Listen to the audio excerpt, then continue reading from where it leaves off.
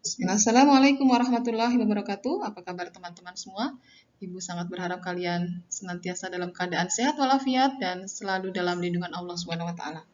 Alhamdulillah kita masih diberikan kesempatan sehingga kita bisa belajar kembali dalam pelajaran bahasa Indonesia.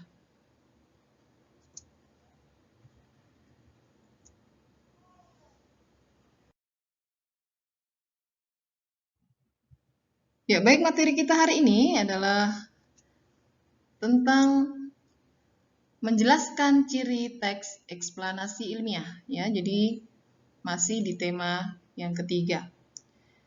Kalau sebelumnya kita sudah belajar tentang teks eksplanasi ilmiah, nah sekarang kita cari tahu apa saja sih ciri-cirinya. Nah, di dalam teks eksplanasi tentu saja memiliki ciri-ciri khusus ya, dan seperti juga dengan teks yang lainnya, misalnya teks narasi ya, eksposisi dan sebagainya ya.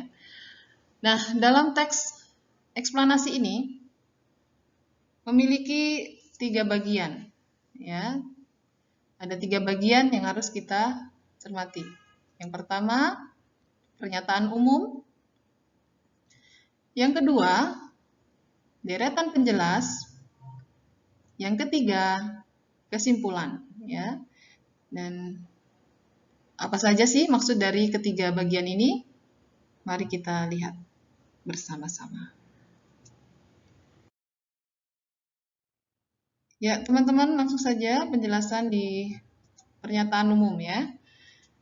Pernyataan umum ini biasanya di awal teks dan sebagai paragraf pembuka ya.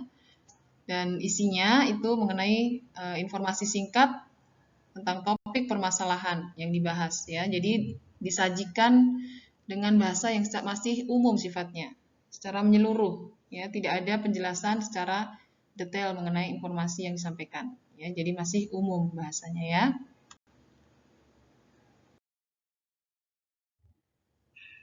Yang kedua yaitu deretan penjelas. Di bagian ini berisi isi teks eksplanasi ya. Jadi dijelaskan secara sejelas-jelasnya ya mengenai informasi yang tadi disampaikan di pernyataan umum. Jadi lebih rinci penjelasannya mengenai proses atau kejadian. Dia diuraikan, dijelaskan secara detail ya.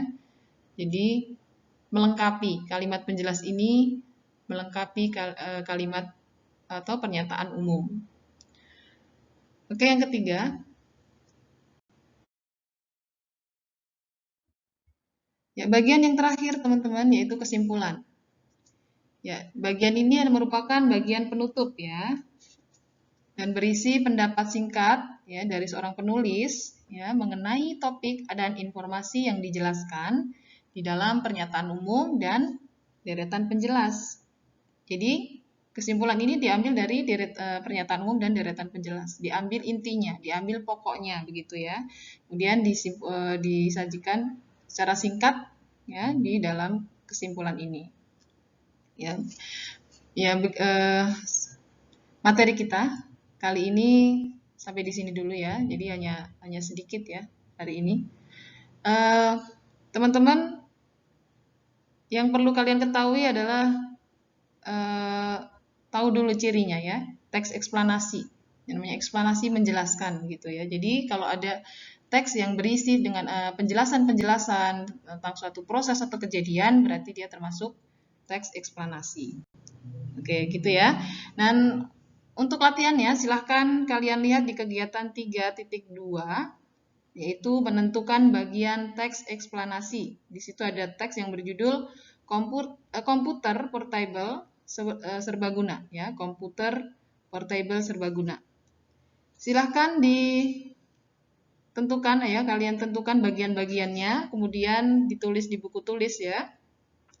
Setelah itu juga kalian sertakan alasannya, kenapa kalian sebut bagian ini gitu ya. Jadi ada alasannya. Ya, kalian jelaskan alasannya kenapa kalian menyebutkan atau menentukan bagian ini sebagai ini ya gitu. Ditulis di buku tulis ya. Kegiatan 3.2 halaman 31 ya. Seperti biasa, silahkan difoto kalau sudah selesai dan dikirim ke WA Ibu. Itu saja teman-teman. Insya Allah materi kita untuk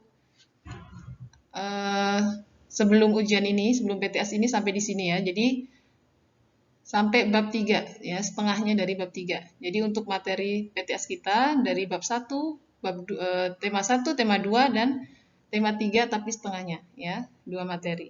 Seperti itu ya, silahkan diulang-ulang lagi materinya sebelum PTS ya, insya Allah pekan depan ya, 14 September.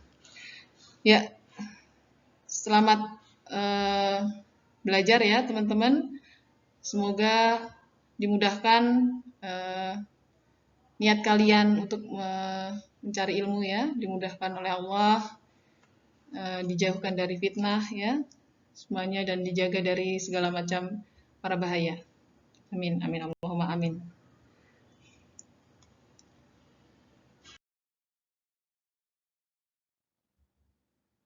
Ya baik, selamat belajar dan barakallahu fikum. Assalamualaikum warahmatullahi wabarakatuh.